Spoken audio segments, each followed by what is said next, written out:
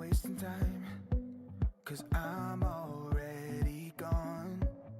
So long, can you stay the night? 'Cause you're the thing I want. I know you're feeling different when you're stressed out, but even with no makeup you still stand out. 'Cause no one makes me feel the way you do now, like you do now. The way that you move your body, you make it look like a hobby. Every time that you touch me, it's electricity. Things we discovered underneath last night's covers. Everything came so easy. It's electricity. Electricity. Whoa.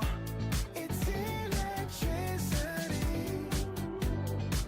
Electricity. It's electricity. When it's late at night, I feel you on my skin. My skin. You're all that's on my mind. It's finally sinking in. You're it.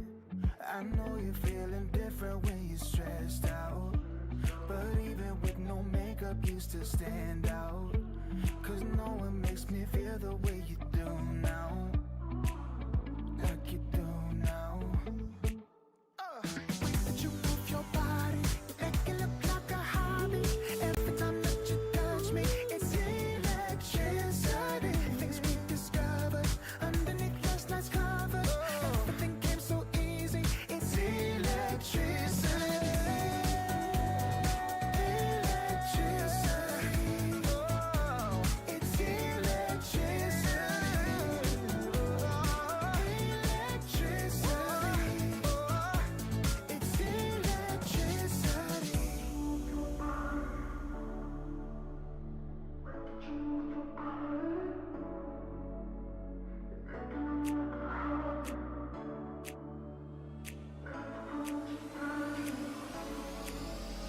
The way that you move your body, you make it look like a hobby.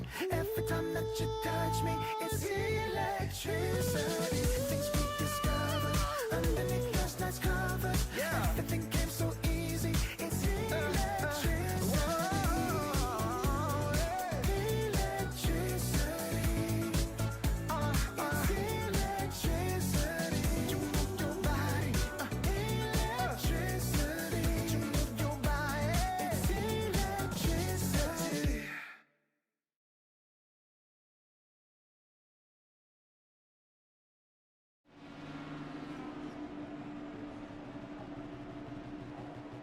Hello again, everyone. Welcome back. Happy Wednesday. I am Gary Gatto, and welcome to Velocity Online Racing's coverage of Round 5, the penultimate round of Season 2 of the Global IndyCar Challenge. Today we come to you from, well, it's Phoenix Raceway. I call it improper because I'm old school. I prefer the older version, but we are at the newer version nevertheless, so pardon my mistakes when I say turn ones and turns twos are on the opposite ends of the racetrack. But person that doesn't have this problem, because they're probably used to this one, is Jack James joining me. JJ, good to have you back here again for the penultimate round of the championship. So the last 7 races, well, we've started this season off as now that we're in round 5, 4 different races, 4 different winners. We ended last season with 3 different winners in the last 3 races. So over the last 7, last season and a half now, we've had 7 different winners in 7 races. Amon Lal is the only one to have previously win in that time frame when he won at Season 1, Round 2 at Gateway.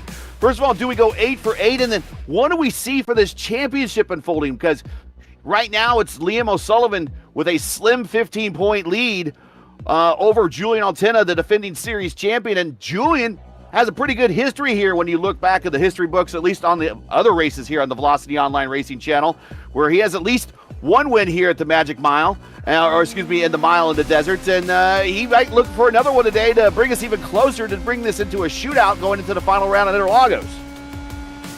Yeah, I think it's going to be a really good race this afternoon. I mean, out of the drivers in the top 3 that have the most recent experience around this circuit, I believe that could be Aman Lal, who competed not too long ago in the International IndyCar League.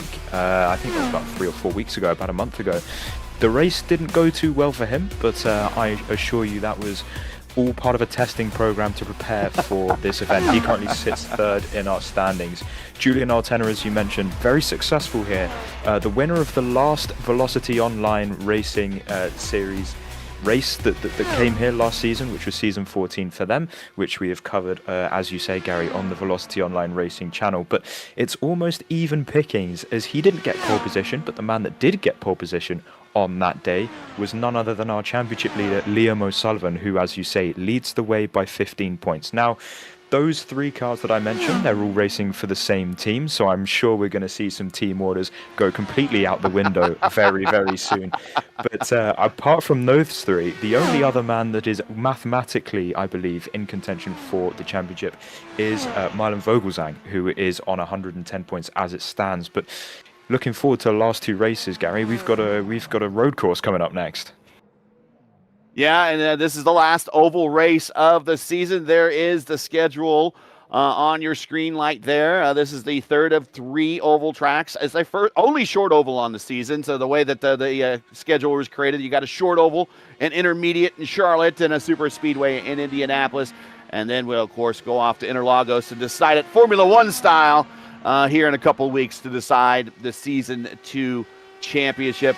Looking provisionally right now, we are doing a pretty long qualifying session, 10 minutes, and we're doing 3 laps, with the best lap being the lap that is the one recorded. Right now, we have Julien at the top of the boards, and you see the time, and I actually have a mile per hour conversion here. Julien with a 187.5. That's miles per hour. 187.578 miles per hour. They are flying here. That is nowhere near a track record. If you think that's pretty fast here for a mile oval, it is fast. But the track record here is set by Elio Castroneves in 2017, the last year of the DW12s when they ran here. Elio had an unbelievable speed of 194.9 here at the 1 mile oval in the desert. So these cars traditionally can move here, and a 187 is not throwing any shade at all. Julien fastest by about a mile per hour over the second fastest car on the order, Aman Lal at the 186.6. Yeah, I think it might be slightly hotter on track than when previous races have been run here. I've got on my stat sheet on my left-hand side saying that the last pole that was taken by Liam O'Sullivan, who is on the second row of the grid provisionally as it stands. But his time that day was a 19.071 for those that work in time. And if you don't and prefer the old miles per hour reading, that is 188.768 miles per hour. Yeah, we have a track tip of 121 in Fahrenheit, 89 on the ambient. Go ahead, and I think we got the Celsius measurements in the overlay, but it is a very hot track, you're right. And some of those races we have seen here in the past in the Velocity Online Racing League have been obviously under different conditions, but a nice 120 plus. And these cars, anytime the closer you get to 120 in these cars, it definitely hurts on the tire degradation. So we are in that window now, and will it get any cooler? I don't think it will. Well, it might a little bit. We're about 3 p.m. 12:50. It's going to get hotter, actually. We're midday sim time, so that 120 is only going to get hotter as this race goes on. Now, the race distance today has been shortened. Originally, it was scheduled for 250 laps. Now we've got it reduced to 250 kilometers, which is just past 150 laps here at the mile oval in the desert. We still got 4 minutes here left to play. The IndyCar series has been here combined time 64 times between USAC, CART, the Indy Racing League, and IndyCar. Between 1964 and 2005, and again from 2016 to 2018. It has not returned since then until it will return in 2026. Thank God, because this is one of the traditional homes for IndyCar, and it really does belong here. From 64 to 86, 2 races a year were held here in the Arizona desert for the IndyCar Series. Bobby Unser holds the USAC track record. But Brian Herta holds the kart track record. Of course, Helio Castroneves has the IndyCar track record. The most career wins here at Phoenix, the virtual who's who of IndyCar royalty. We got Al Sr. with 6, Gordon Johncock with 5, Mario Andretti, Bobby Unser, Johnny Rutherford, AJ Foyt, Tom Steva with 4. Boy, I'm just naming all the names here. Rick Mears with 3. And then we get into Tony Kanaan, Sam Hornish, Ari Leindijk, Lloyd Ruby. There's a name we don't talk about very often. And Bobby Rahal, each with 2. Your career wins leaders here when IndyCar returns to the desert are Scott Dixon and Joseph Newgarden, with Newgarden being the defending champion for the 2018 race. The Aero screen cars have never raced here before. However, Phoenix was the site of several compatibility tests, eventually led to the Aero screen we use today. Yes, IndyCar is going back in 2026 this season. In fact, they have an open test here in a couple weeks called the Unser Open Test. And it'll be free and open to the public, I understand. So if you're in the Phoenix area and want to see Indy cars for free, there you go. Actually, there's some IndyCar testing going on today, JJ. I saw on X, Rahal Letterman was at Homestead, and taking his first oval laps was Mick Schumacher. Yeah, I was going to say something that I'm really excited for in the real world of IndyCar coming up this year is to see how Mick Schumacher gets on. I mean, he's only ever done the road course stuff over in Europe, obviously racing Formula 1, Formula 2, and that sort of pathway to get to the roadside single-seater pinnacle. But yeah, it's going to be really interesting to see how he actually gets on and adapts to the different ways of how IndyCar needs to work on an oval. Because even on iRacing, IndyCar is not my strong suit in terms of driving. I sort of started road racing before I started IndyCar racing, so the amount of skills that you need to learn are so different, and it's very much a different discipline, which is one thing that I think IndyCar is so special for, because you have to master the ways of driving almost 2 different cars in one, because of the fact that we go to obviously ovals and road courses. Oh, you could almost argue that it was 4 different cars. You have a super speedway car, a short oval car, a street car, and then you also have the permanent road course car. That those handled it a little bit differently as well. So yeah, a very multifaceted type of discipline here for IndyCar racing. We do have our starting lineup in. Let's get into tonight's starting lineup here from the desert outside of Phoenix, Arizona. And on the pole is Julien Altena. We saw him put up that big lap, and that put him about a mile per hour faster than his closest competition, Aman Lal, who is 3rd in the points, 2nd on the grid. But can he be first in our hearts today? Can he beat out his teammates and take a big chunk out of that championship battle lead between him, Julien Lal, and 3rd place starter Liam O'Sullivan, who is your points leader? And if that's not all, 44 Nation lines up in the 4th spot. It's all 4s for 44 Nation. 4th spot, 4-4 is in the 4th fastest position. And the top 4 Altena Auto Sports cars lock out the first 2 rows. Then we got Vogelzang and Pim Van Gastel back on row 3. Gardner and Fiolis on row 4. And Stock and Charpentier in row 5. Moving back to the back half of the field, a small lineup here today. Sizik and Vince in row 6. Rise and Mathen in row 7. And Presley and Deck both with ELL penalties back that they earned. I guess you earn penalties, but they were given penalties from actions taken at Fuji in our last round, and they are going to line up at the back end of the field. But it's not a heavy penalty. They're only lining up back in row 8, so they will definitely see the start of the field when they take the green flag, and that is your starting lineup here from the Mile Oval. I think the Altena Autosport guys have clearly got a setup down that works extremely well around this circuit. I mean, looking out the top 4 in an open setup series, I think says a lot about where their knowledge is with this. Don't forget, newish scan of the Dallara IR18 with the new hybrid system coming in at the start of this iRacing season. This was one of the first circuits that was raced on leagues and broadcasted in the International IndyCar Series, where none other than Aman Lau, who starts on the outside of the first row, had a bit of a whoopsie coming into the pit lane in that certain race, looping it, coming off of the banking and onto pit road. So that's something that we need to watch out for and could well cause a caution this afternoon. Super long pace condition lap here with the pace car off. Field is under the control of Julien Altena, but they gotta wait all the way down the back stretch now, the old front stretch. And now we're gonna go 3 wide, 2 wide. Here we go, and Liam O'Sullivan to the inside of Julien, going through the dog leg, and he got a good jump on his teammate, and he's gonna lead going into turn 1. He's not hanging about, is he? He knew he needs to get the work done, starting third on the grid, and made no slouch of it whatsoever. What a start from Liam O'Sullivan, but here comes Altena. He's going to go back up the inside, and I believe we are going to see a lot more of this for the next 156 laps. They've already built what seems to be a 5-6 length gap over Aman Lau, but O'Sullivan's not going to let this one slide, is he? These two are going for the championship. O'Sullivan's going to go around the outside. Boys, it's only lap number 2. We need to sort of chill out maybe a little bit. We want to see this for the rest of the race, not for the first 5. Well, if I'm Aman Lau, I'm like, go right ahead, boys.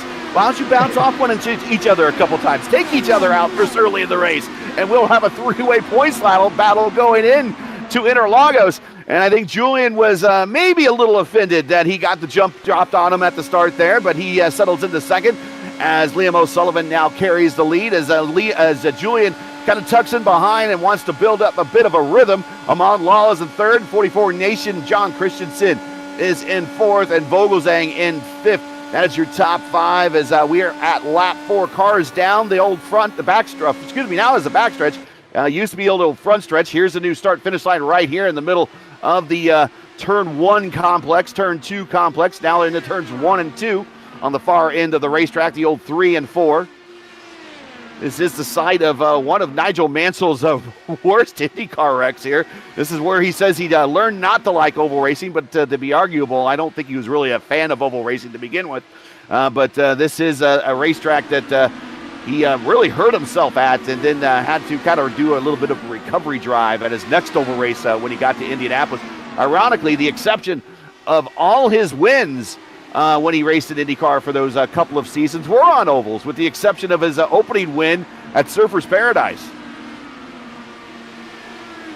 Just pointing out there, after the first few laps, one guy that I think needs to make a little bit of a move on for his championship hopes is Vogelsang. I know that Christensen will potentially want to stay where he is. He wants to keep that 4th place and potentially help his teammates sort of fight out between themselves. Looking at him, this is Marlon Vogelsang in the number 12 on your screen now.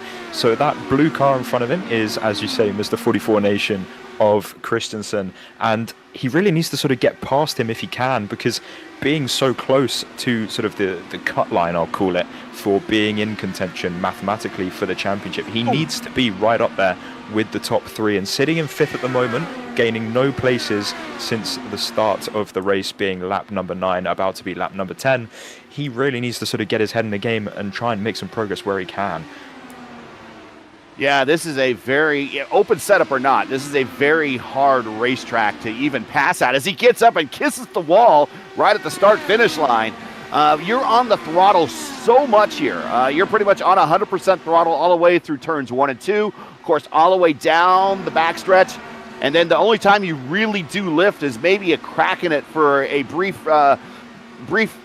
fraction of a second anymore now. In turns 1 and 2, a drop of gear, and then you're back on it all the way down the remainder of the front stretch into 1. So you need to catch a mistake from the car in front of you.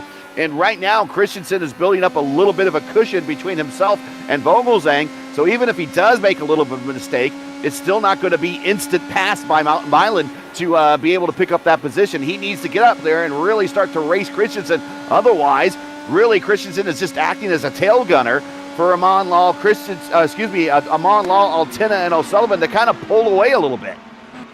Yeah, looking at the recent lap times, as we've sort of gone through this race, I've been looking at the lap times of the Altena Autosport cars compared to that number 12, and it just looks like they've managed to get the car fired up a little bit more. Last time around, Vogelsang only 1/10 off. To be fair, he's definitely made a little bit of progress, but the general trend of lap times has been maybe 1 to 2, sometimes even 3/10 slower than the 3 or 4 rather Altena Autosport cars that are sat in front of him. As now Charpentier wants to start having a go at Vogelsang and actually loses the place. So is this potentially strategic from Vogelsang? He's going to look back up the inside. Something tells me that is not going to work. No, he's going to have to back out of that one. Takes the inside line and eventually has to settle for what is now going to be 6th place behind the number. Whoa, that was a little bit close. And that's Charpentier, yeah. And there are like 3 or 4 cars in this series that look very similar. Vogelsang in the P5 position. He has a light blue with purple on it. And then right behind him, you have Gavin Gardner, who has a very similar style livery in terms of color choices. Then you go back to Charpentier, who is, again, black with that purple and that teal again on the car. And then you got Chris Rise, who kind of has, they're side-by-side a little bit, purple and black on his car as well. So kind of familiar liveries out there. I don't think they're all teammates either. We're going to check out this race restart again, or the race start at the green flag, and watch Liam O'Sullivan to the inside on this start get the huge drop on Julien. It's almost like Julien was sleeping, and the funny thing is, JJ, Julien has total control of the start, but look how long they have to wait before they get going. The start zone's almost halfway around the final corner as well, isn't it? And as you say, Altena has control over the field, but just look at that, the field goes green. And O'Sullivan with reaction times like I didn't even know what has fast reaction times these days. I was going to say a cheetah, but I mean, as fast as a cheetah runs is as quick as his reactions were, and almost, well, he did catch the front two completely napping, found that gap on the inside, and I think that may have fired up Altena from the get-go here, and that sort of led to that opening 2 laps being as aggressive as it is, considering this is, don't forget, a 150 lap race that we've got here tonight. I say reaction time of NHRA drag racer right there. That's how they measure. That's how they make them the fastest racers on earth. So take that, NHRA. Anyways, Liam O'Sullivan is your leader. Then we got Julien, Altena, Amon, Law, Christensen, and Vogelsang, as we've remained unchanged up at the top here. 21 of 156, and now we settle into a run, and with so few cars on the racetrack, I'm not sure how many cautions we're going to run into today, so this might actually be a pretty quick race. So really it's going to be minimizing mistakes, and the main mistakes that they can really make today is the possibility of speeding on pit road with this long pit road that they have here, as Liam O'Sullivan has reached the end of the field with Charpentier. I think Charpentier might be damaged. We've seen him bounce off the wall a couple of times, and he seems to be a little down on pace now. But he gets around. He gets around Charpentier and puts him a lap down. But, JJ, we're looking at a couple stops to happen. And if we're going to go green flag the entire time, you absolutely cannot make a mistake on pit road. So we saw the number 1 car, Julien Altena, getting very close to Charpentier there at the final corner. But, yeah, I totally agree with you. It's going to be won or lost on pit road, I believe, this race. And from previous races that I've covered here with this new hybrid system, slowing the car down and coming off of the banking has seemed to be extremely difficult with the hybrid system sort of playing havoc with the rear axles. The drivers are selecting the lower gears to get the car slowed down. Obviously, with these oval configurations, we don't have the incredible brakes that we're going to have next time out at Interlagos. So it's going to be a big challenge, I think, to get these cars slowed down on the limit, not losing too much time, especially if we go green all the way. Any mistake that you make here, even if you lose maybe 3/4 of a second entering pit road, you're a slight more relaxed. You're gonna lose a lot more time, as this is a replay of, I believe, Julien Altena. So this pass is okay, absolutely fine, and I'm being told that the next one is going to be potentially a little bit of eventful. So into the final corner we go. This is going to be across the line, so we're going to lose Altena behind this grandstand. There he is, through the dogleg, into what I would call 1 and 2, around the outside of the lapped traffic in front. We get a lovely view of our safety car there as we go into the final 2 corners. Is he going to come down on Julien? Oh, there's a bit of contact. Oh, wow. Yeah, you gotta have eyes in the back of your head sometimes with these cars. They're so fast. I remember when I drove, the one black box that I always had up at all times up in the cockpit was, and now we got our leader experiencing more lap traffic again, and that's Deck. But as you gotta have that relative on and know when those leaders are coming around you, and gotta give them the extra room. Yeah, the blue flag rule, as we've probably mentioned in previous broadcasts, does not really apply in the oval side of IndyCar. So these drivers don't have to get out the way. Obviously, it's the polite thing to do if the leaders are coming past. You don't really want to be a rolling roadblock, but it's more down to you as the lap traffic, using your mirrors, as you say, Gary, giving that extra space. And I think that Mardon just was slightly misjudging that off the final corner. I think Julien wanted to use a little bit more circuit than Mardon was probably willing to give it. Whoa! There for O'Sullivan. Looking at our leader again, and we got 2 incidents going on, but our leader got to the back end of Chris Rice right at the wrong time off of 4, and I think Rice was trying to get out of the way, and our leader about ended up in his attenuator. Here it is. Yeah, that was, I think that's a little bit closer than our leader really was bargaining for, as Rice was trying to get out of the way, but watch the closing rate. And Rice, again, it's tough. The only certain places you can hide here. Look at that. Look, a little bit of a brief. Yeah, there's only so many places you can hide here in a 1 mile oval. And do you go to the high side? Do you go to the low side? How do you get out of the way? And right now, Julien is also in that same boat with Rice behind him and Deck now trying to get out of the way.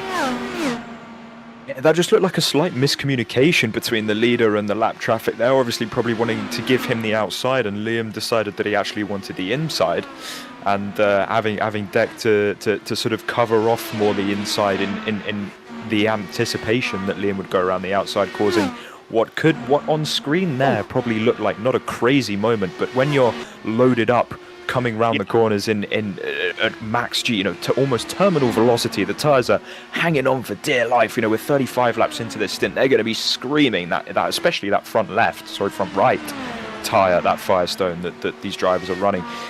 A move like that on the steering wheel, a sharp input. These cars are set up to sort of go left, but quite easily into the corner. We're not looking at big, direction changes. So when you put those direction changes in, when you add in stuff like the weight jacket that these guys are going to be playing about with as well, you can instantly find yourself with a very unstable race car when you start putting in some quite aggressive steering inputs.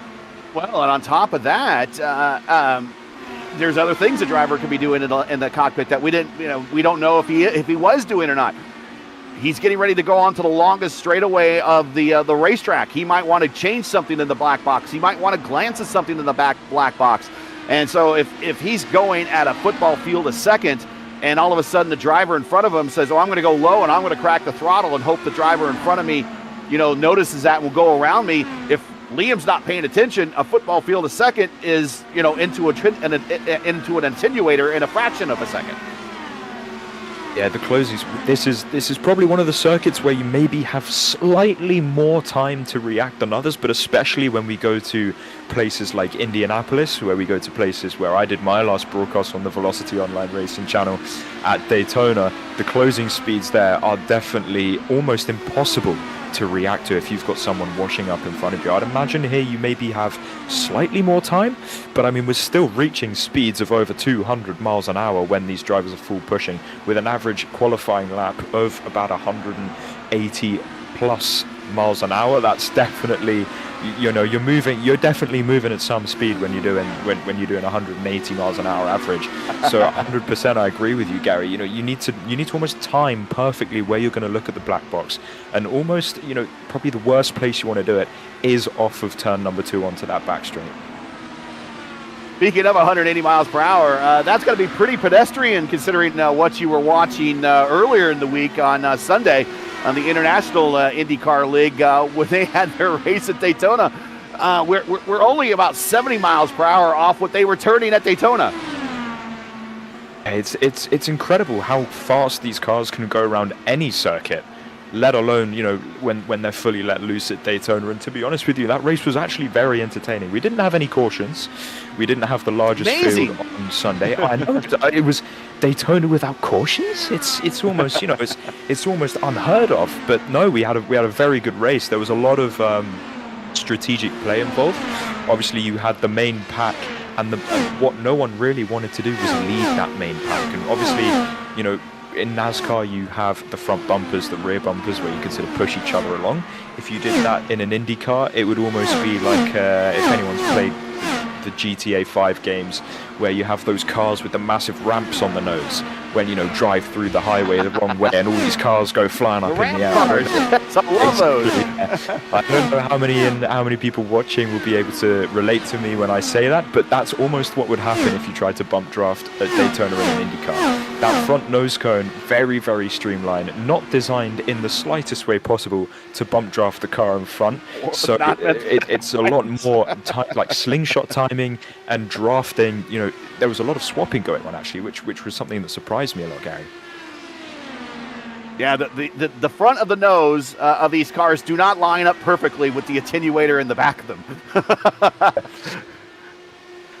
Yeah, it was definitely a race that was a lot more strategic than I think many anticipated, and our winner that day was definitely out there with the incredible strategy of sitting at the back of that lead queue, saving fuel, potentially even dropping down a couple of engine a fuel save race at Daytona in an IndyCar. Exactly. And that's not the first time it's happened on the Velocity Online Racing IndyCar Series, the IndyCar Championship.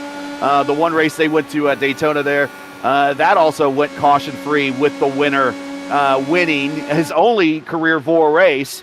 Won on a fuel mileage race because there were no cautions. Kind of an odd combination. You'll never see that, only here in the sim. Speaking of a racetrack that's had an odd combination of cars on it, and something that's not really talked about as we watch this battle with Pim Van Gastel and Gavin Gardner. This is a battle for 6th and 7th. This racetrack, this oval right here, actually had a Formula One car test on the oval. I think it was McLaren. It was back in the 90s, and they came here and tested. I think they were filming a commercial here. They happened to be in town for, I think it was the one of the U.S. rounds of the F1 Championship that was being held in the streets of Phoenix, and they came out to the racetrack and they did full-blown oval laps here on the oval. It's been documented. I don't know what speeds they got up to, but I believe it was McLaren. I believe it was the Marlboro cars. And they actually did race here, or not race here, but practiced and tested on the oval. Wow. You learn something new every single day. I had no clue that they would have come here. Obviously, yeah, I would imagine that what would they want to do it for performance-wise? So I think that the commercial, for a TV advert or something probably makes more sense because, Formula One, I don't think ever has been to an oval unless you go back to sort of the 50s when, they would go to places like Goodwood and places like the original Monza with the massive banked corners there. But even that is sort of, it is an oval, but it's not really an oval because it's sort of more like almost like a Mario Kart circuit, as we see Pim Van someone, I think that was at Christensen. Christensen's hit road 52. So he's going to now trundle down the pit road at, I believe, 45 miles an hour. So our first stopper of the day being Christensen, making his first in 52 laps to the good. And I wonder if that is him fuel saving at 50% or 100%, because we've still got everyone else turning laps. Julien is now taking the lead because Liam O'Sullivan has now come into the pits on my timing screen. So Altena going 54 laps, O'Sullivan going 53, and Christensen going 52. It's going to make it a two-stopper for them, and Julian's still out there turning laps. He's at 54. Amon Lal at 54, Pim Van Gastel at 54. Now we got Fiolis hitting pit road. Okay, this is going to be very interesting, actually. We might see a split between hope for a caution with a potential late two-stop, maybe trying to push a one-stop, and then obviously the guys that have full committed to the one-stop as Altena almost. Was that a little bit of hesitation as he goes past the lap traffic there? I'm wondering if he just maybe found a rise a little unpredictable and wasn't sure what he wanted to do there, and he was just trying to be safe about it. I remember when I used to race full-time in the Velocity Online Racing IndyCar series, we would do a lot of talking on the radio, and I know a lot of leagues kind of discouraged that, but it was a lot more, well, I know the reason why they discourage it because there's a lot of trash talking going on, but back when we were racing, it was more collegial, and it was a lot of air traffic control out there. I'm going to go high, you go low. I'll go low, you go high, just to kind of make things easier for everybody. And I don't know if there's a lot of that going on right now, but if I'm out there and I see Julien coming up on me and I'm just off the pace a little bit, I'm going to say, hey, man, I'm going to go high, you go low. I'll just crack out of it and let you on by. But there might be a little bit of second guessing going on.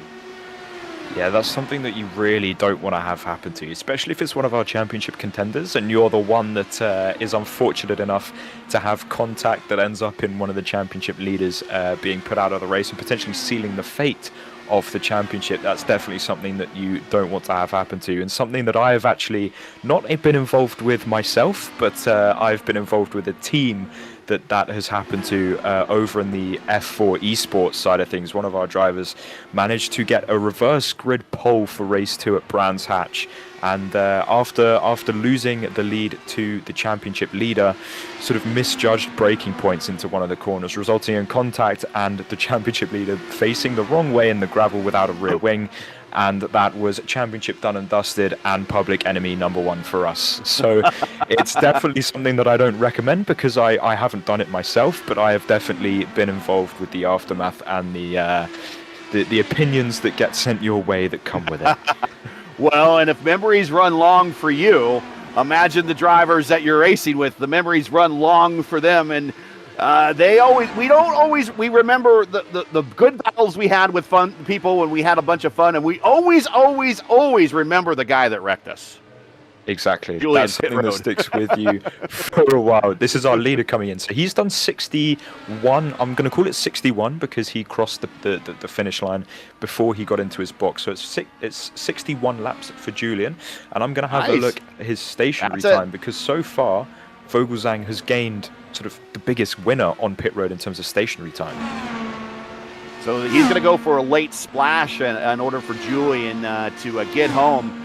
To get to a one-stopper, it's going to be lap 78, and I don't think anyone is able to do that. Vinci, who is still turning laps out there, he is at 62, and someone shouted him out in chat, says Vinci is a noob. Well, he's on a bit of a different strategy call on a racetrack that has been good to people that are willing to make a big strategy call and gamble. Of course, this is the site of one of the biggest upsets in all of IndyCar history when Jim Guthrie, a well-underfunded minor little team in the Indy Racing League, beat out the monster Team Menard and Tony Stewart back in '97 for his one and only IndyCar win. So maybe this is the day for Vinci to roll the dice and get a bit of a different off-strategy call here. You're watching a car coming into the pits and a little hot there under braking. Oh, right front. Look at that right front. That is a very unhappy right front tire. That is a blown tire. Very unhappy right front tire. That is not what you want to be seeing on your Firestones as you slow down into pit road. One thing I briefly want to touch upon, though, Julien Altena, 1 second slower down the pit road than Liam O'Sullivan. Potentially something that could have been him just trying to avoid penalties and trying to play the long game. In front of Julien, sorry, down the backstretch. Cars in the inside wall. It is Sissick and, it is Deck. I think Deck's one of them. And there it is. I'm sure we'll get a replay of that in a moment. I didn't actually get that one of, yeah, here we go. So this is the replay. Gary, talk us through this one. Okay, so we just see him bounce off the inside wall here. They're racing down the back stretch. I call it the front stretch, but this is the back stretch. They're already making contact through the corner, and he got to the wall and just kind of came down into the inside. He might have got sucked into the wall. We have to watch a couple different angles of that to see what happened. There was netcode contact to start.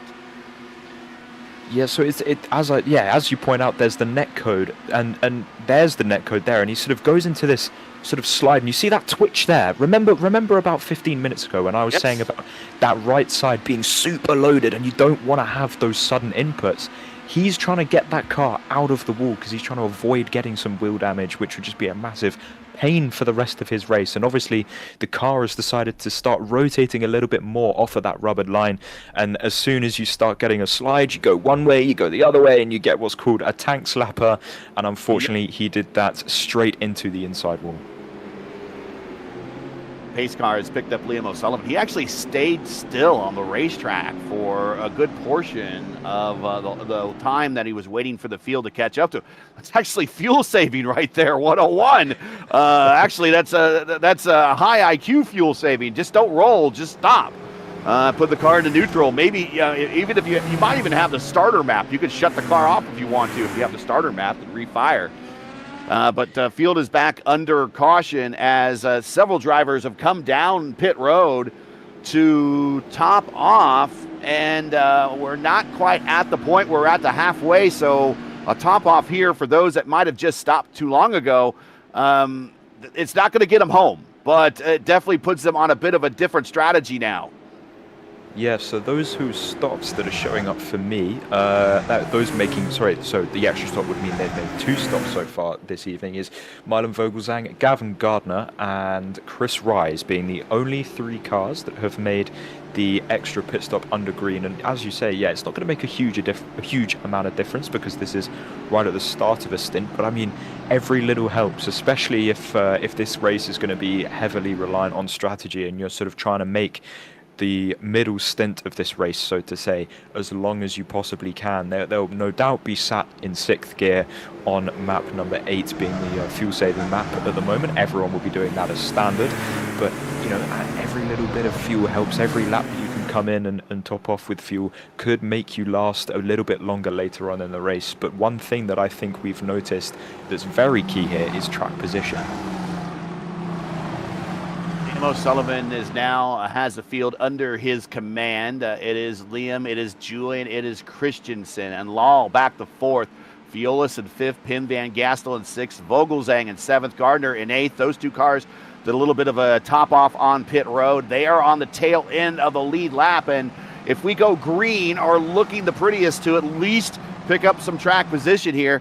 They've sacrificed to go back to the end of the pack here, the lead pack, as we now start green flag here at lap 71 as we spread out going through the dog leg, as it's Julien trying to battle Liam O'Sullivan, but John Christensen's right there, Martin Law to the inside.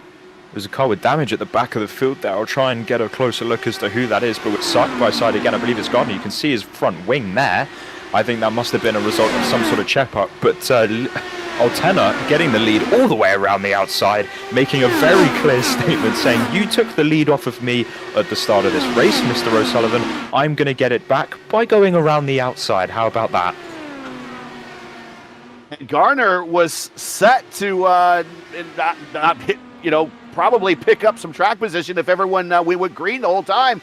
And whatever damage, as Julien goes purple that lap with a 182 flat, but Gavin's going to go down a lap and now out of contention. So something happened on that restart.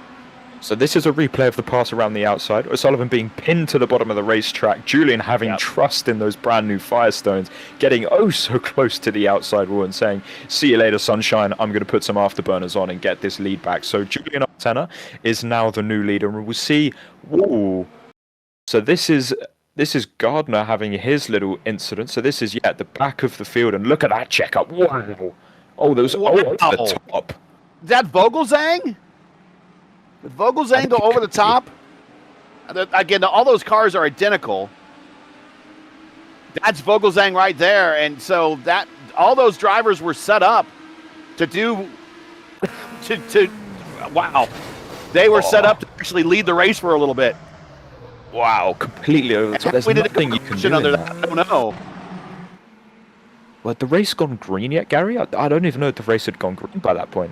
We still weren't green yet, but I thought we would extend the caution. And Julien sets back-to-back purple laps to pull out by 1.9 seconds now over Liam O'Sullivan. But yeah, that was just I'm real surprised we went green there. Real surprised. Yeah, there's nothing when you're sort of looking upon from the TV cam that we have seen this accident from a few times. We got good now. on the racetrack. Let's get away from the replay here. All to the inside of Liam O'Sullivan and talk about championship implications happening right here.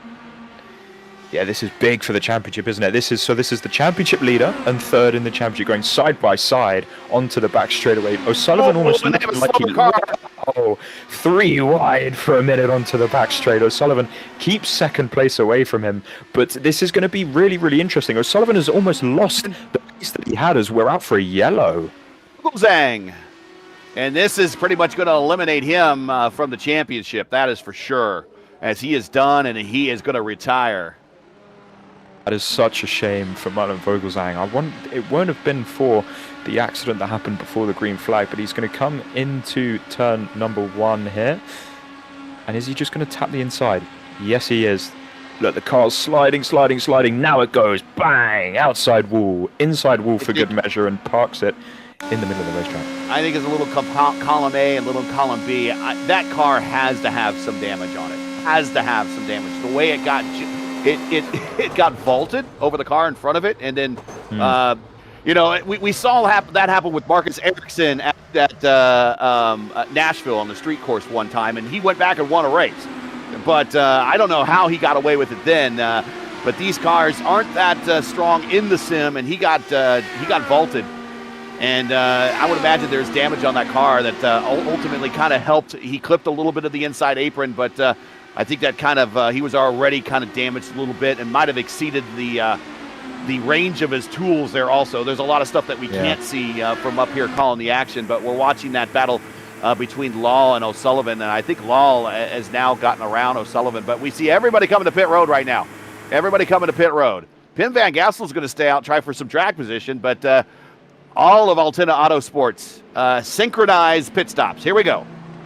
Yeah, we're going to see who takes the least amount of fuel. I believe this would be really interesting to see who wins the race off pit road, and it's going to be just about... Oh, that's very close, Julien. But I think Altena's going to get that one. O'Sullivan didn't get the perfect launch to quite get him off of pit road, but we saw the pass for the lead there while you were speaking there, Gary, for a moment, and it looked like, well, it was the fact that Aman Lal had to sort of set the move up almost a lap in advance, and that really puts emphasis on the amount of skill that you need to have, especially in oval racing, on ovals like this where there's not as much banking.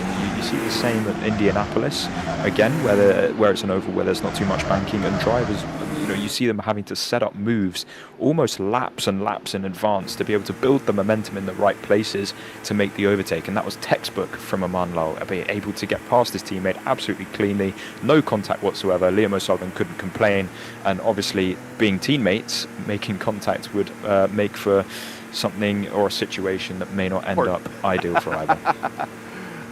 We are right at 75-ish laps to go at the extreme fuel save range that a driver could probably do if they want to make this under no more stops. For all those drivers that just stopped here at lap 81, it is a extreme range. I am saying that with the most emphasis on the word extreme.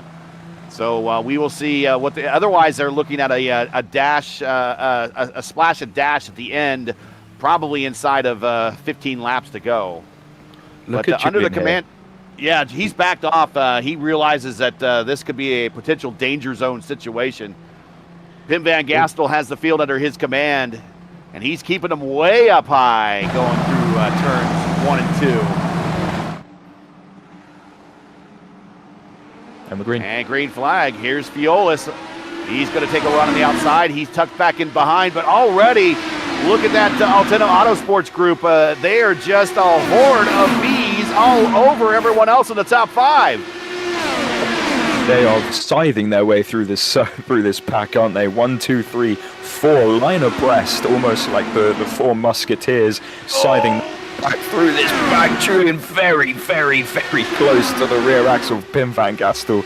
Gets to the lead and Liam follows him through. That's a must move for the number 12. And Aman Lal is now going to have 2 cars in between him and his championship rivals. He's not going to be in an ideal situation. He needs to make some... out and the inside. Yeah, you're right. And he wants to get around that... I mean, that's all for position, so they're not going to get out of the way for him. Law's going to go 3 wide through the corners. He will probably pick up that position as Fiolas gets shuffled up high. But Julien manages to hold off Liam on that restart. But he wanted to talk about wanting to get to the front. And we talked about some of these drivers that stayed out, and they were trying to pick up some track position.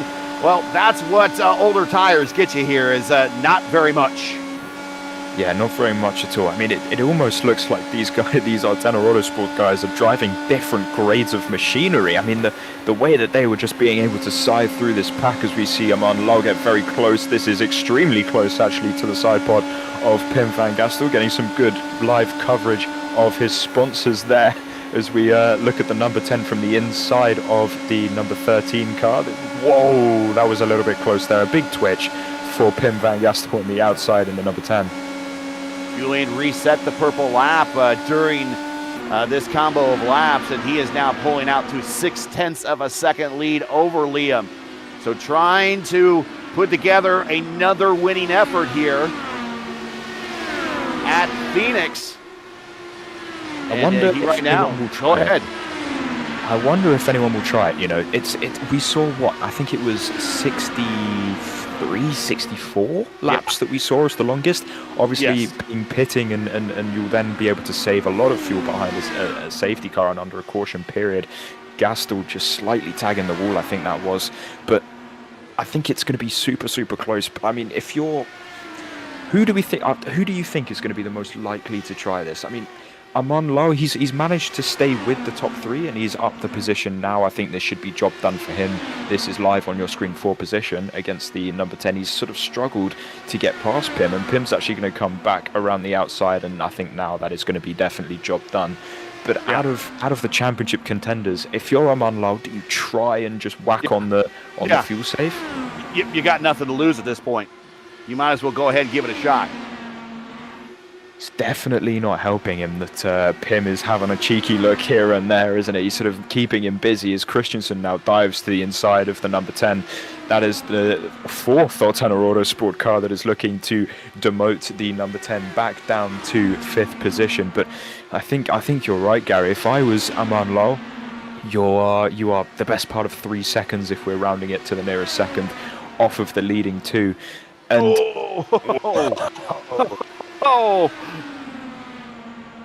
that was very close, wasn't it? to say the least. All of us are like, wow, okay.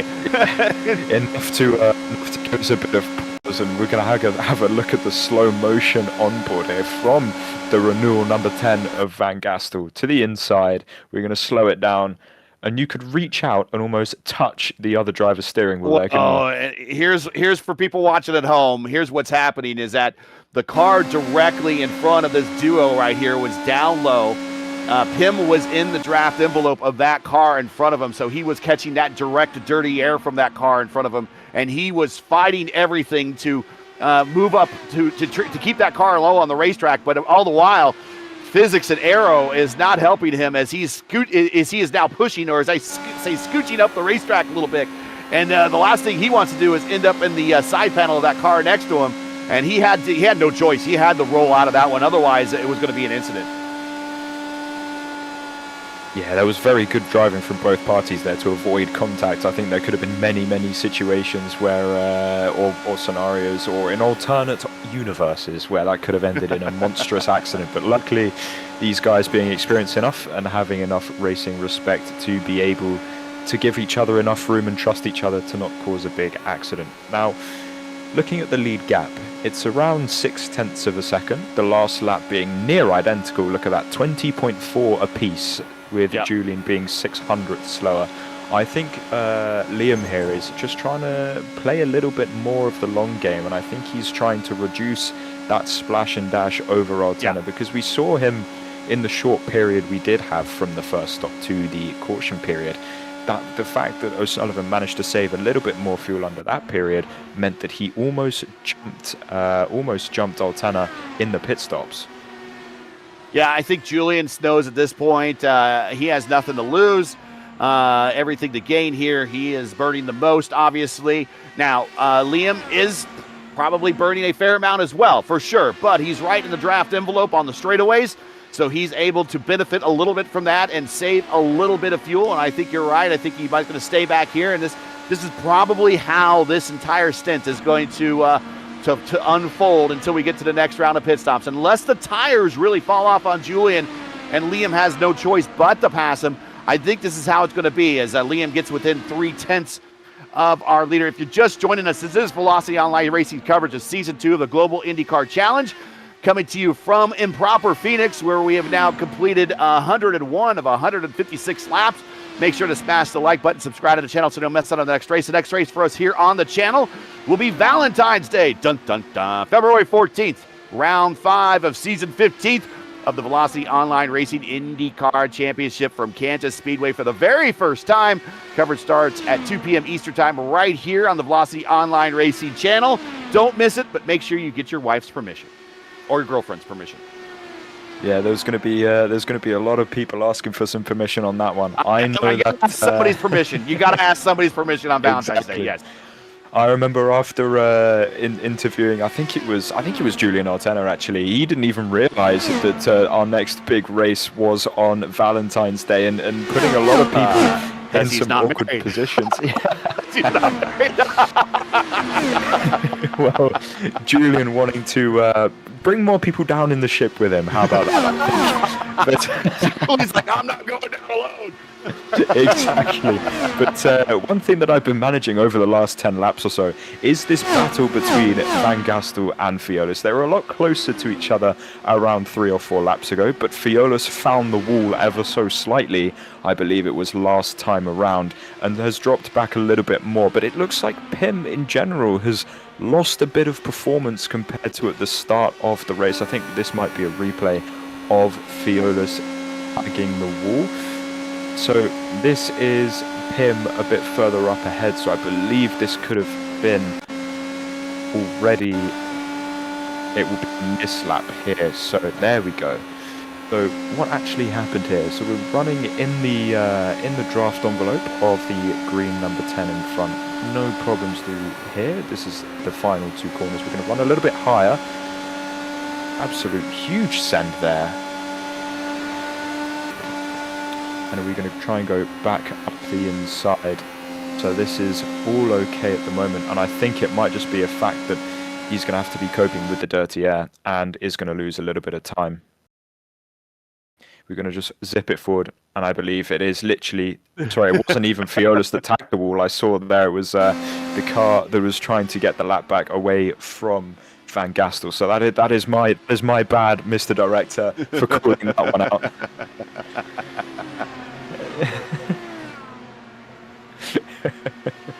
You said I tried. Well, I think I need to stick to the stuff that I can see on screen rather than trying to find new things to comment on.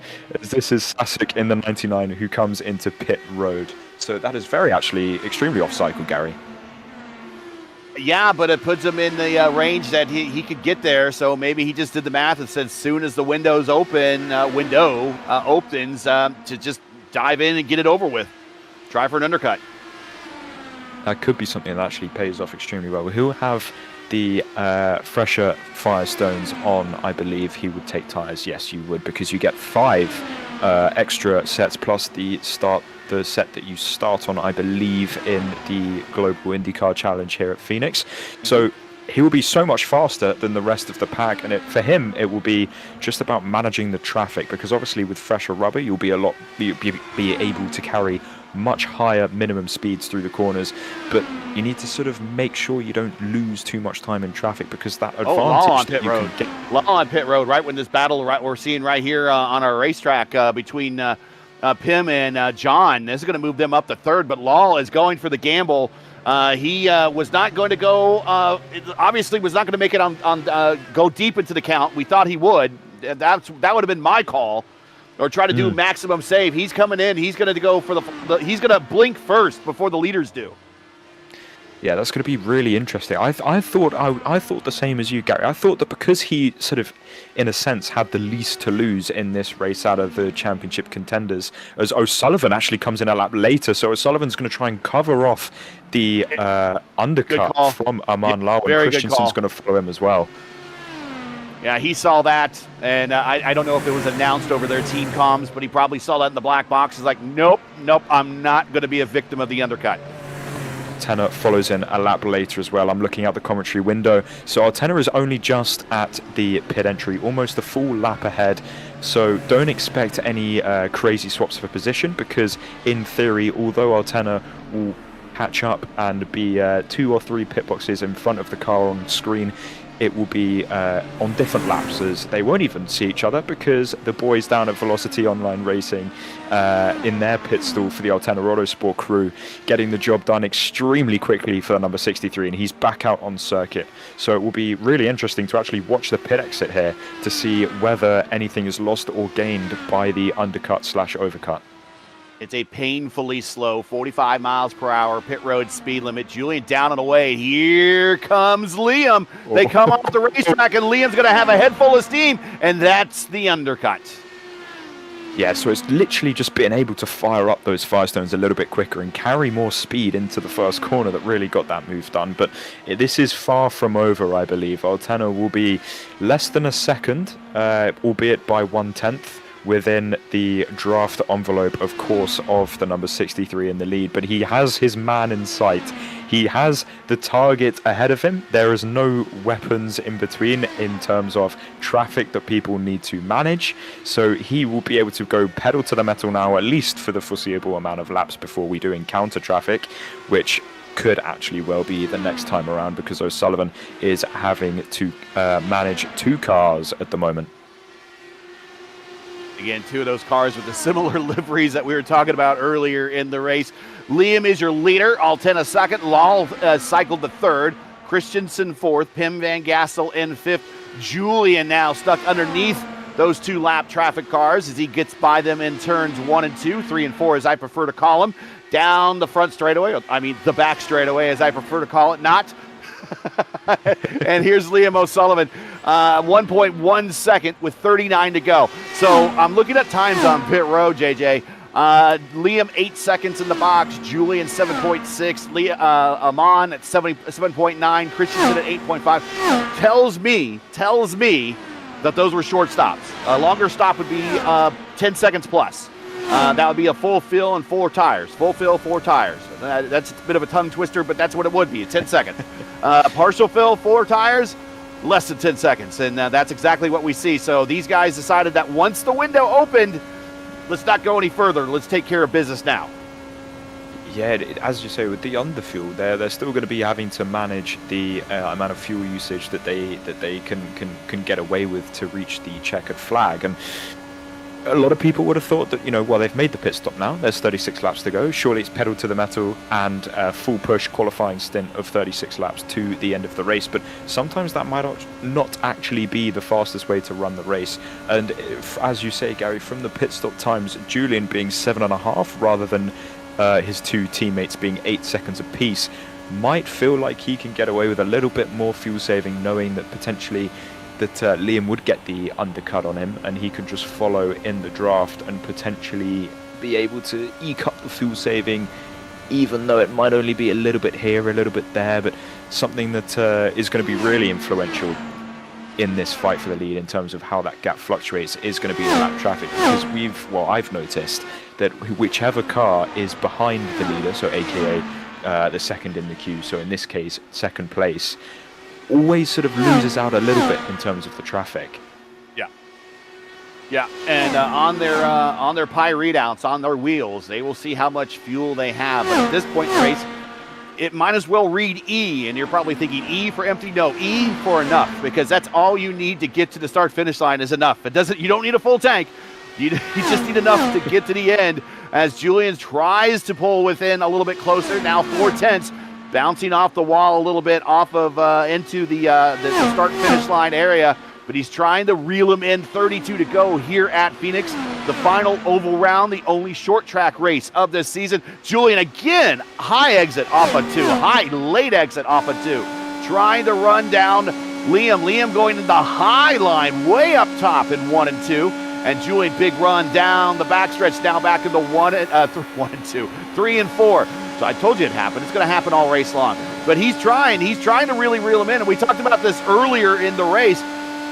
you're on the throttle so much here, he really needs either lap traffic to play a role or Liam to make a mistake in front of him in order to bring this gap down a little bit more. Yeah, I think the lap traffic eventually when we will catch it, because I believe there are only 11 cars still out on circuit at the moment, maybe even slightly less than that actually. But no doubt with this being a 1 mile circuit, lap traffic will eventually come into play. And something that I've noticed, especially since we've been riding on board here with the car in second place chasing down your leader, is as the track temperature has come up, just watch this line that they take into turn number 1.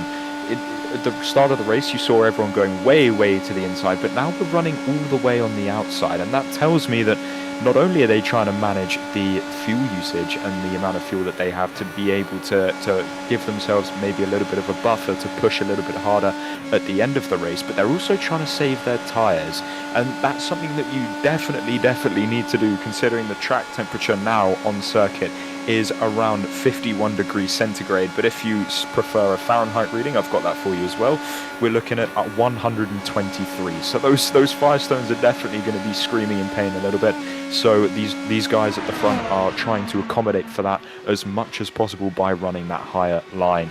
Chris Rise on your screen, this is the fight for 7th, 8th and 9th, and I believe this is the closest fight that we have on circuit at the moment. All rookies.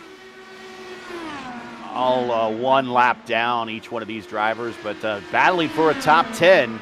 And, at this point, especially after a rough season, a top 10 is a nice way to kind of round out a rough season, is getting here top 10 on a very tough bullring oval at Phoenix. We're riding with Rise.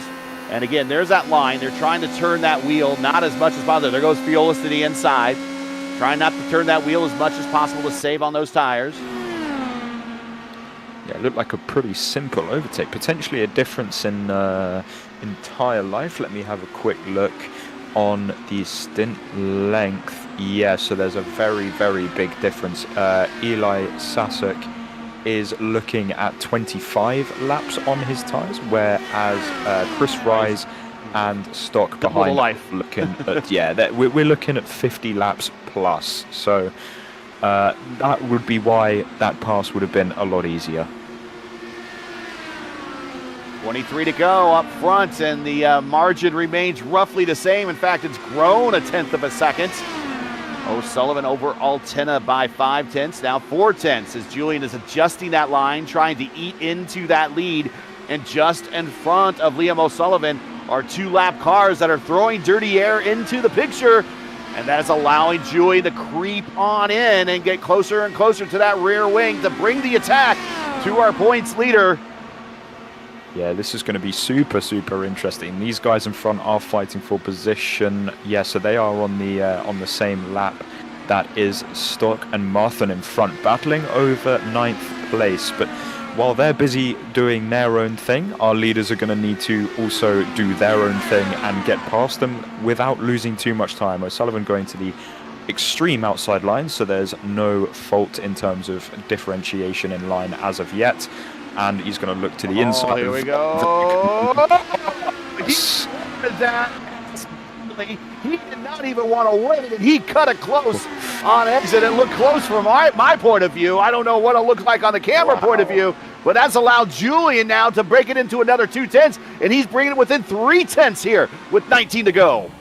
Yeah, when you're the leader of the race and you need to be getting through traffic commandingly and quickly, you need to sort of squeeze every little inch of space that you have. And obviously, that's going to either end up in losing minimal time or losing maximum time and potentially a DNF. And we saw him get so close to the front wing of Stock, I believe that was, but he's now got his way past Martin relatively okay. Now we'll see riding on board with Altena. Where's he going to go? He's going to go to the outside. The 73 is going to stay to the inside, and this should be a routine pass around the outside, and he should be given the space. On board you can't see, but I promise you there is a number 73 to the inside, but now it's behind him. Look into that mirror on the right hand side, there he is. So pass made for Julien Altena, and focus now goes back to the number 63 in front, and can he close down that half a second with the best part of 16 laps to go?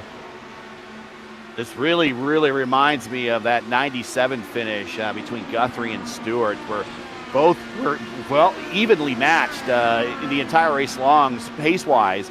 And then kind of Guthrie got out in that final stop and was able to stay out ahead. And despite Tony Stewart coming to pit road, removing the gurney flap on his rear wing and is trying to do everything to remove every bit of drag from his car, was never able to reel him back in. And it seems like Julien is just never able to quite get within more than 3/10. And then he falls back because of traffic or falls back because of dirty air. I'm not sure, but maybe I'll jinx it here, so I'll find some wood to knock on, as I always do. But this right now is quickly shaping into Liam's race to lose. Yeah, it's another thing about the track position here. It's something that I remember so strongly about the International IndyCar League that came here a few weeks ago. It was very much the same. You could get close to a car, but you couldn't get close enough to overtake. And it's like one of those famous racing sayings that you hear so often. It's one thing to catch a car, but it's one other to try and overtake. And especially with the amount of dirty air that we're experiencing here and the high track temps, I believe that it might just be a little bit too much for Altena, as he's starting to use a little bit more of his tyres.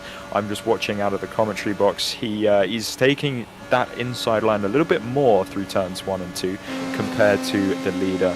As we look back from the number 1 car, this is on board with Julien Altena, and he's got a nice 4.5 second gap to teammate Aman Lau behind him. So he's got nothing to worry about in terms of cars behind him. He can focus entirely on trying to get the win away from the number 63, and I think it's going to be laser focus now with 10 to go. It's going to be a big task, I think. 8/10 to 5/10 it has fluctuated between, and I think that he will need some traffic to come into play again to fully make this one stick.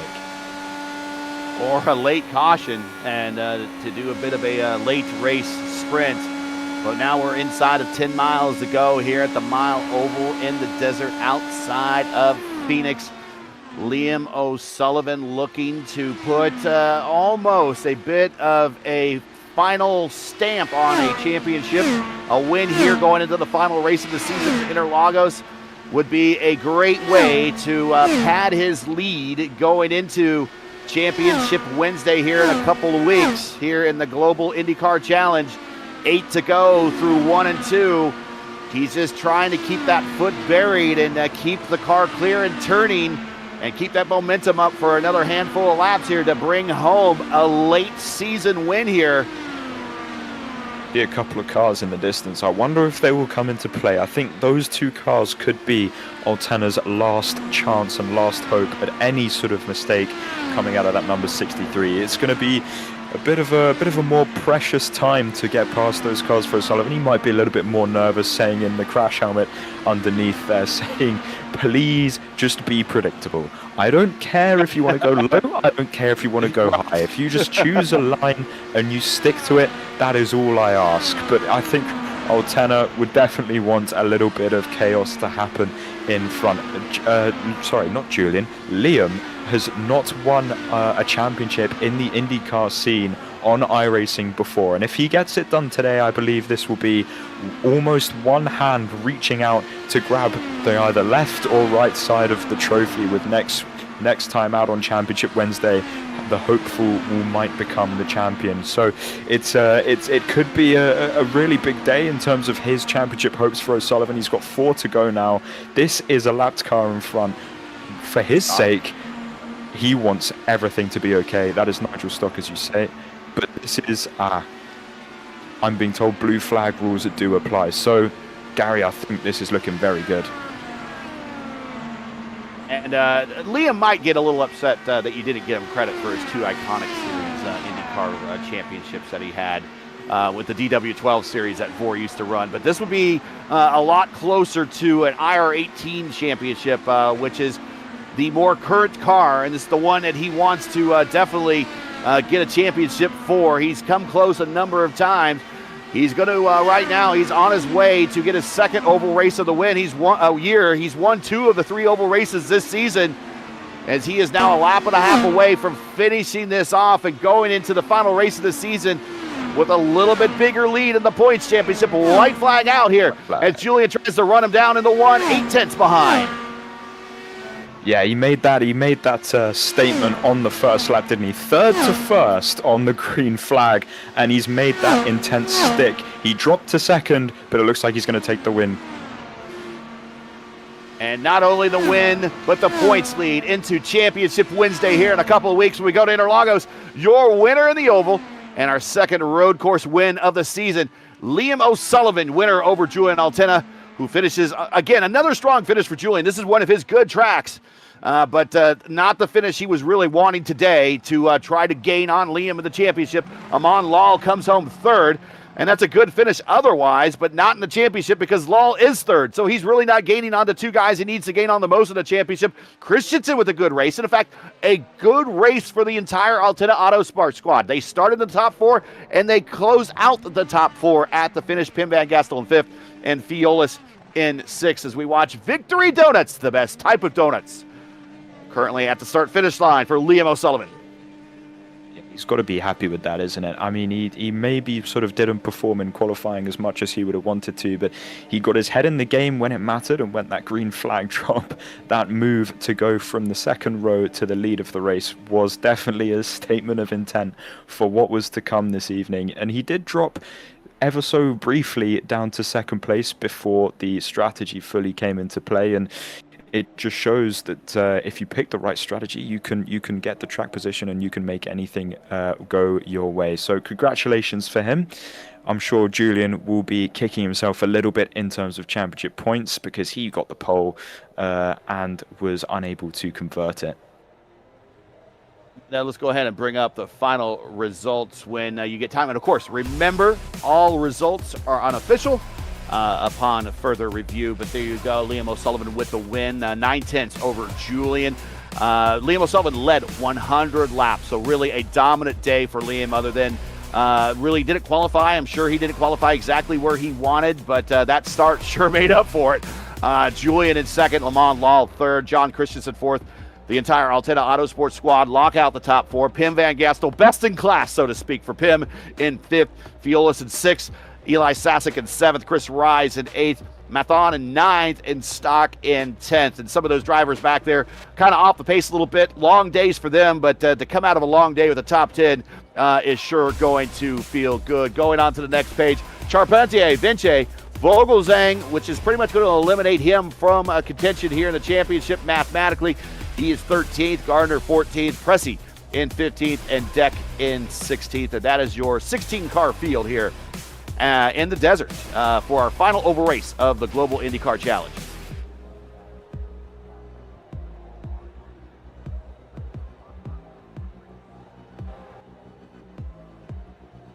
And once again, if you're just joining us before we bring up our interviews, you're watching Velocity Online Racing's coverage of round 5 of 6 of season 2 of the Global IndyCar Challenge Championship, coming to you where we just completed here at Phoenix, 156 lap race, a 250-kilometer race.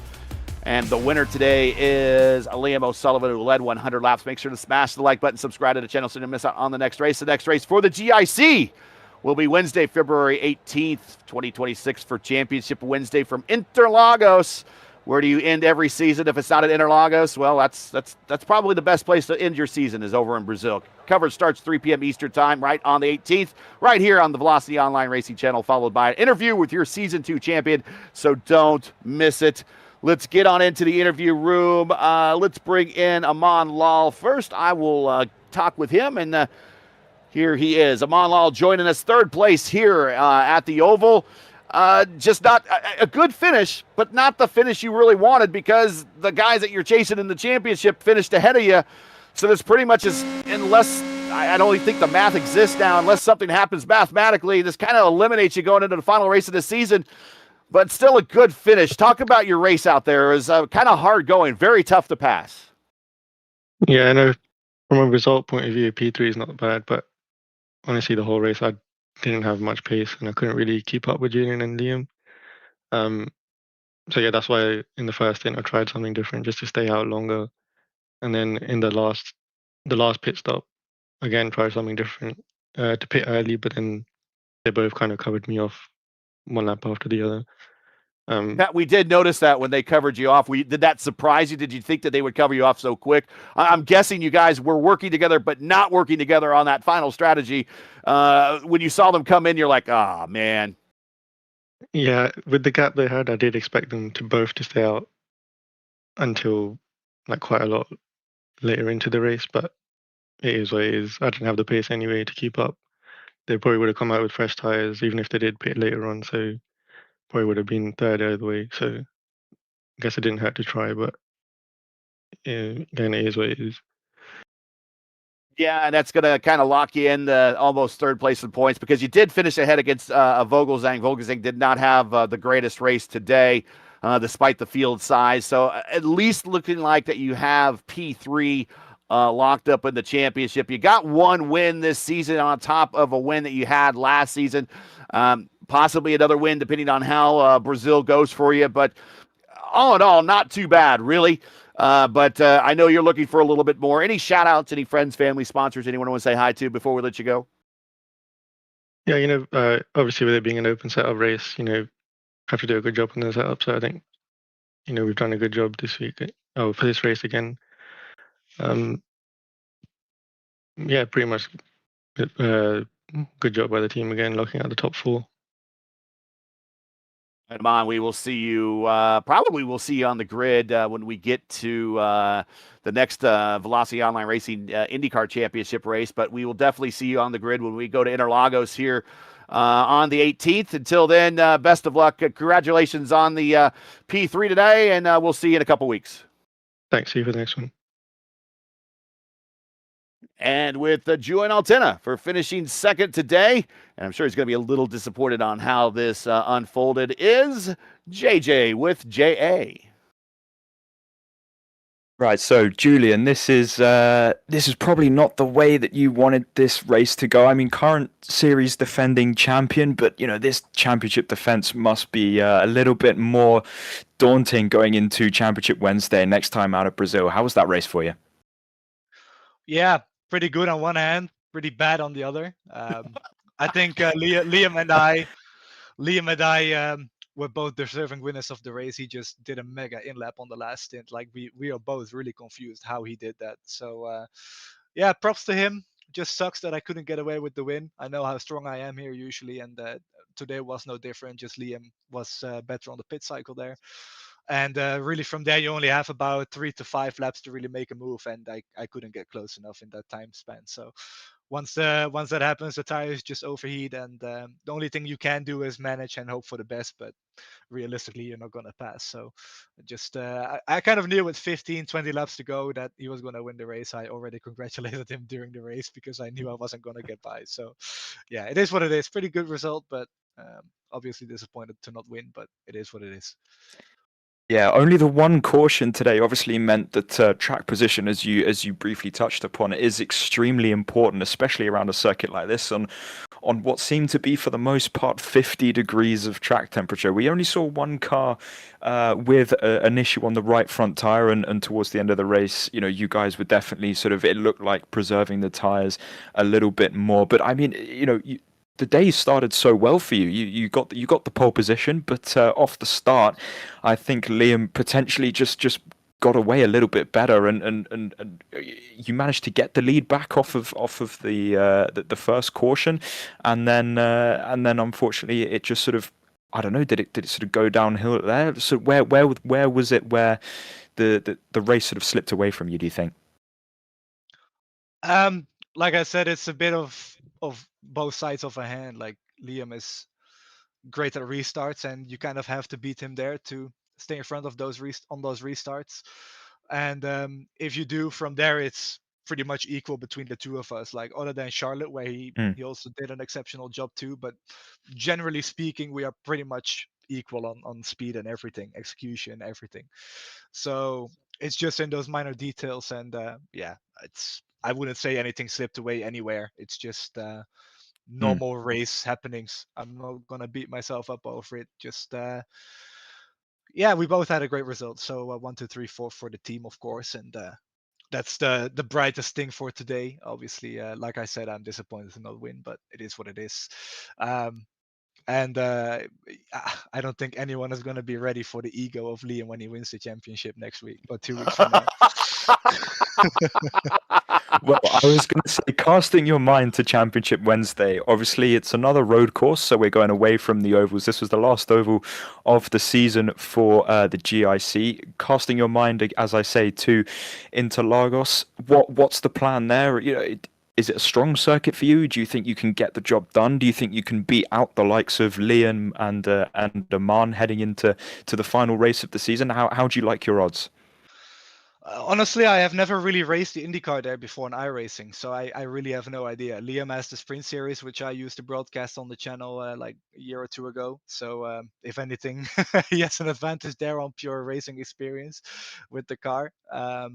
Well, I don't know. We'll see. I mean, I've got 26 points to make up. That's realistically not going to happen. So I'm mentally kind of checked out on the championship already, which is why I said what I said about him winning it next time out. So, I mean, we'll see what happens. Maybe I do a Suzuka 1989 or 1990, whatever it was. And, we'll hope for the best. I don't know, but yeah, if gap car, exactly like how he says behind the scenes. No, but we'll see. Realistically, I'm not expecting to be in the hunt anymore. It's just going to be between me and Aman for second with drop weeks. So we'll see what happens.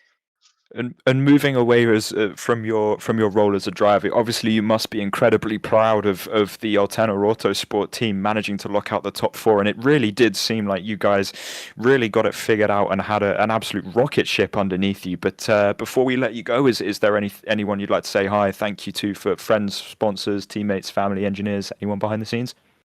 Yeah, a huge shout out to John for not wasting the setup like he did at Iowa last season. He had the car to be on the podium and he didn't. So he locked out the top four for the team.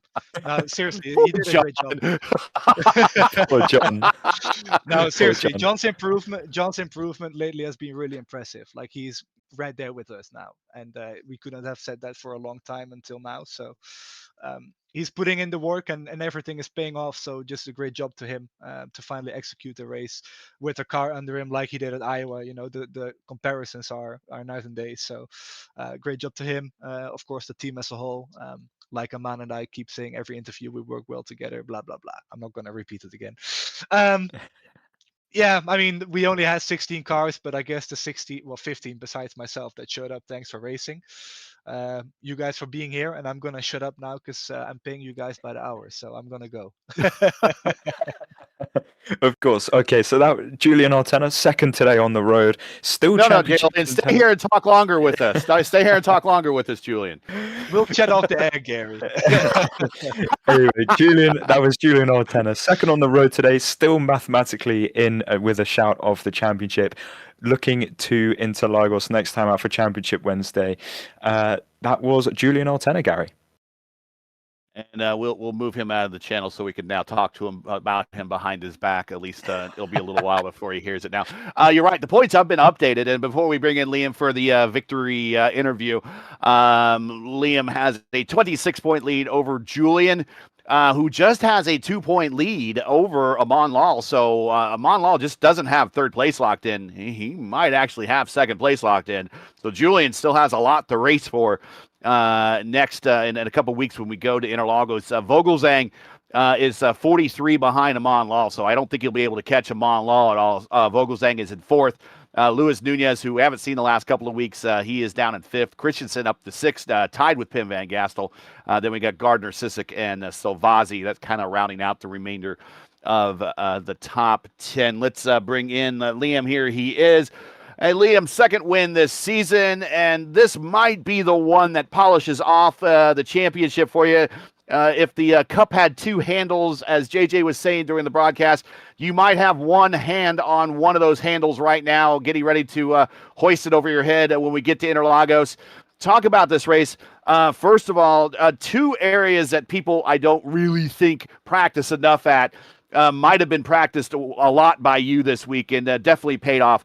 That start, Julien left the inside open and just barely. You decided to go ahead and take it and take an early stab and make an early statement at racing not only your rival but your team owner in the championship right off the bat, saying, nope, you're not just going to lead this into turn one. I'm going to fight you for it the entire way. And then the remarkable final pit stop that you had, you didn't necessarily beat him on pit road in terms of the times that you did in the box. It was your in-lap and your out-lap is what you beat him on. And it was a massive beat because you passed him on the back stretch or the front stretch there going into turn one, and then kind of pulled away by a half second, and he could never really get within 0.3 of the seconds after that. So first things first, talk about that start at the front, and second of all, talk about that last stop and how you were able to get in and out so fast.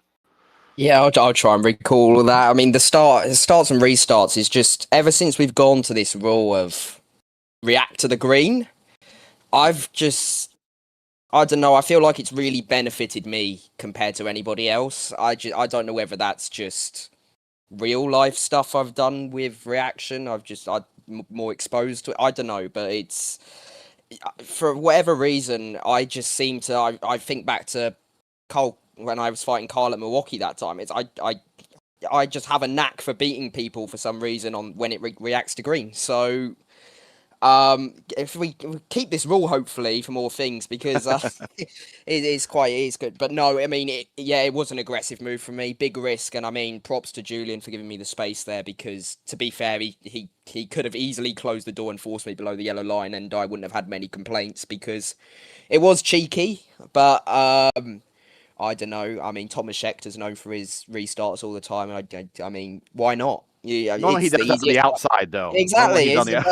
It's the easiest way to make up positions, though, especially around here. It's Tony Kanaan is another one. Yep. I knew if I got stuck behind a man in that third place there, Julien was going to disappear up the road a little, and so I had to be aggressive. I couldn't get the job done in qualifying, unfortunately. But no, really good. And then, I mean, as you said, coming to that pit stop, I was surprised by the amount. It was sizable, like a second as well. I actually had a massive lift in 3 and 4 as well on that outlap. It wasn't smooth sailing either. So I don't know. I mean, probably look at the little things of disengaging the pit limiter to get out the box quicker. Maybe slightly overspeeding over the speed limit to just get away with it on iRacing terms, but you've still got down to the speed iRacing's happy. It's all the little things that just add up to that 1 second I beat him by.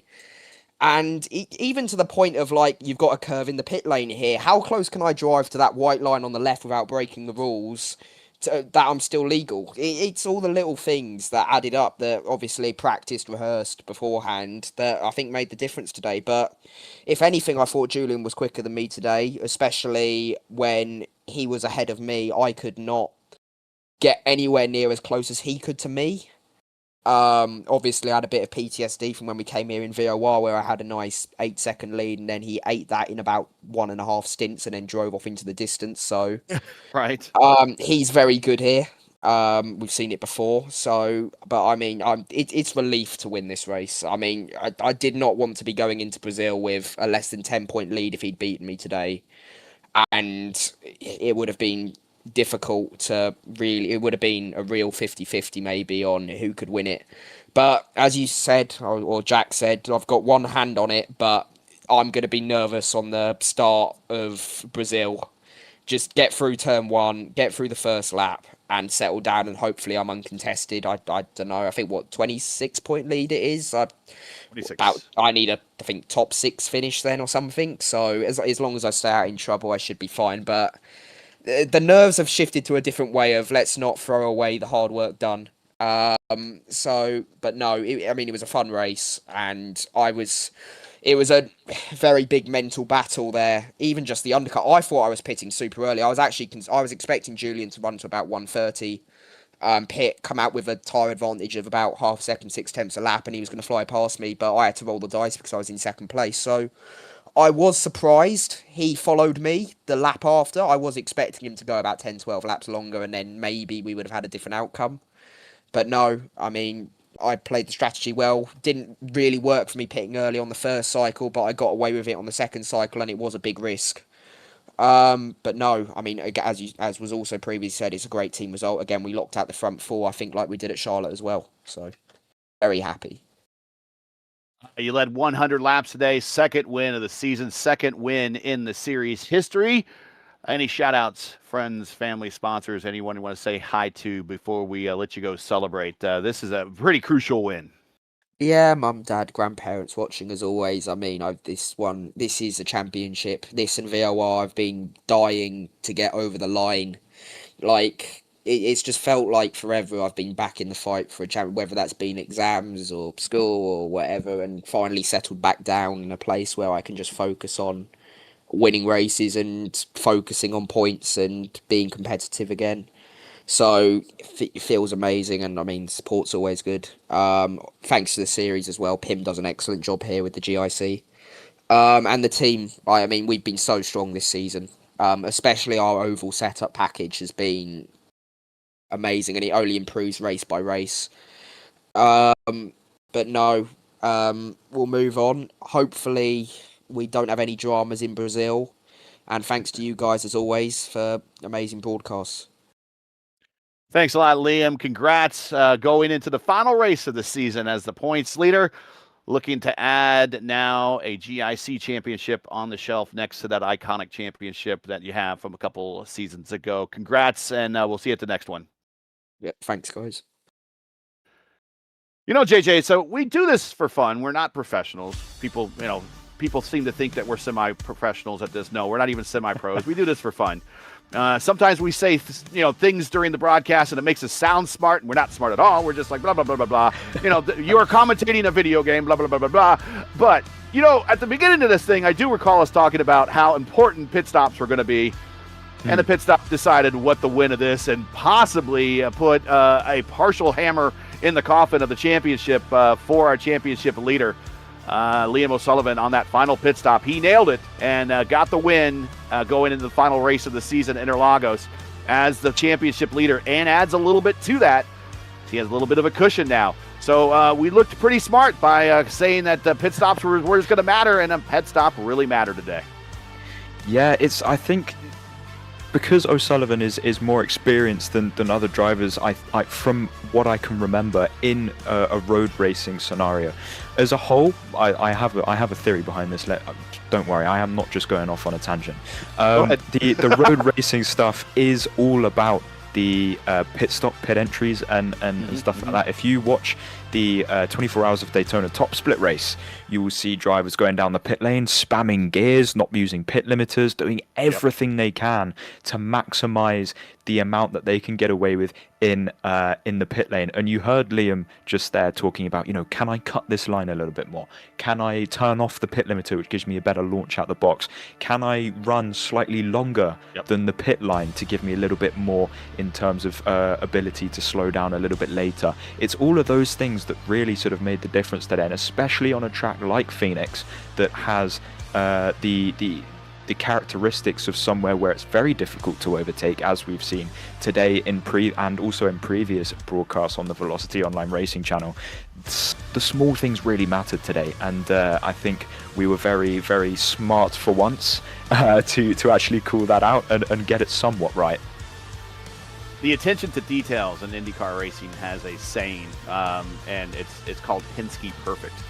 And Penske brought a lot of what he learned when he was in Formula One and road racing, which are a lot of these little strats that you're talking about, of hitting the pit box and hitting pit road hard as possible and getting in there and maximizing in laps and out laps. And it's not just a Formula One thing. It's just kind of a European way of thinking, and then kind of brought over to IndyCar by Penske when he, brought his, started a full-time IndyCar program, kind of on the heels of his Formula One program. So very Penske perfect today was Liam O'Sullivan applying the little things, a fast start and a fast finish in terms of a fast final stop in that final stint is really kind of what paved the way for him to get the win here today. And very much Penske perfect, Liam O'Sullivan with the win. So we're going to wrap it up right there today. Why don't you get your podium here from Phoenix? As Liam O'Sullivan, as I mentioned, Penske perfect with the win over Julien Altena and Amon Law. But a great day, almost a Penske perfect day for Altena Autosports, 1, 2, and 3. And even sweeping out the top 4 as John Christensen, family member in the chat, said, bring out the broom, as the top 4 all owned by AA today. Join us again Wednesday, February 18th when the season continues for Championship Wednesday in the 6th and final round of the Global IndyCar Challenge as the teams and drivers head to Brazil and Interlagos to properly crown a series champion. Will it be Liam adding to his VOR Iconic Series championship? Probably, we'll see. But will it be the Julien defending his Season 1 crown and adding to his 2 crowns that he has in VOR Iconic and VOR IndyCar? Well, we'll find out there if he'll add to that trophy case. Or will it be Aman Law who pulls off a monumental comeback to overcome his 2 teammates in the final race? We will see. You need to find out with us. Coverage will start approximately 3 p.m. Eastern Time on the 18th. Again, that's 3:00 p.m. Eastern Time.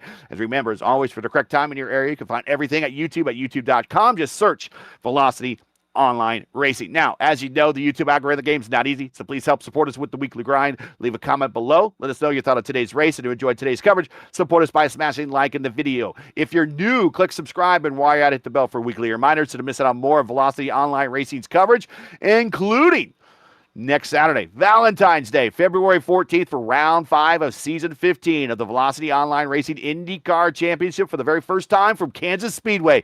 Get permission from your loved ones, folks, because it is Valentine's Day. Coverage starts at 2 p.m. Eastern Time.